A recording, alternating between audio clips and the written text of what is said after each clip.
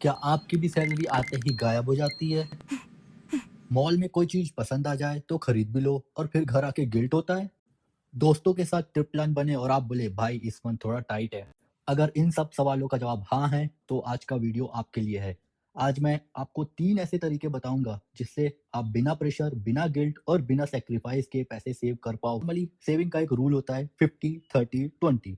50% needs के लिए यानी घर, bill, ration. 30% want, shopping, outing, fun के लिए। और 20% सेविंग के लिए होता है। ऑलमोस्ट सबको ये रूल पता होता है। सब सोचते हैं सैलरी आते ही 20% सेव कर लूंगा, लेकिन रियलिटी क्या होती है? सैलरी आई, खर्चा हुआ, सेविंग का प्लान नेक्स्ट मंथ। अब मान लो सेव कर भी लिया, तो जैसे ही कोई नीड आई वो पैसा वहीं से निकल गया। इसीलिए आज मैं आपको ऐसे तरीके बता रहा हूँ जिसमें आपको सोचना ही नहीं पड़ेगा। आइडिया बताने से पहले आप एक बार चैनल को सब्सक्राइब, लाइक और शेयर कर दो। लोग कहते हैं कोई चीज तब तक मत खरीदो जब तक उसकी डबल अमाउंट कैश में ना हो। भाई, मिडिल क्लास के लिए ये रूल इम्पॉसिबल है। इसलिए हम थोड़ा स्मार्ट बनते हैं।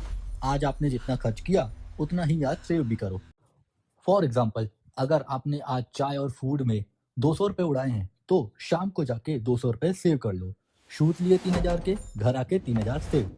इसके दो बड़े फायदे हैं। पहला, आप इम्पल्स बाइंग से बच जाओगे, मतलब कोई भी फालतू चीज आप नहीं खरीदोगे।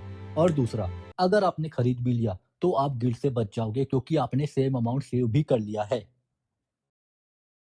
एसआईपी का मतलब होता है सिस्टमैटिक इन्वेस्टमेंट प्लान। डिटेल्स किसी और वीडियो में दे दूंगा। बेसिकली ये स्टॉक मार्केट से रिलेटेड होता है। सिंपल लैंग्वेज में समझो, आप अपनी सैलरी की डेट मान लो 30 तारीख है। आप एसआईपी 1 तारीख पे सेट कर दो। अब क्या होगा? सैलरी आई, पहले एसआईपी कट होगी, बाकी पैसे आप खर्च करो टेंशन फ्री। मतलब सेविंग पहले, खर्चा बाद में।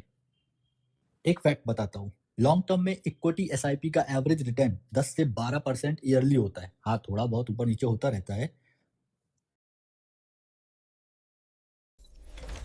अगर आप बिल्कुल सेफ खेलना चाहते हो और स्टॉक मार्केट में पैसे नहीं रखना चाहते, तो ये ऑप्शन बेस्ट है। एक सेपरेट सेविंग अकाउंट बनाओ।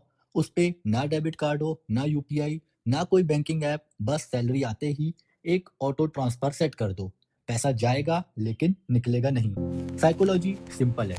जो पैसा दिखाई देता है वो पैसा खर्च भी होता है, तो जो पैसा दिखाई नहीं देगा वो खर्च भी नहीं होगा। अब सच बताओ, आप भी मेरी तरह हो क्या? सेव तो कर लेते हो लेकिन जरूरत पड़ते ही तोड़ देते हो। तो सॉल्यूशन है लॉक इन इंस्ट्रूमेंट। पहला, ईएलएसएस फंड।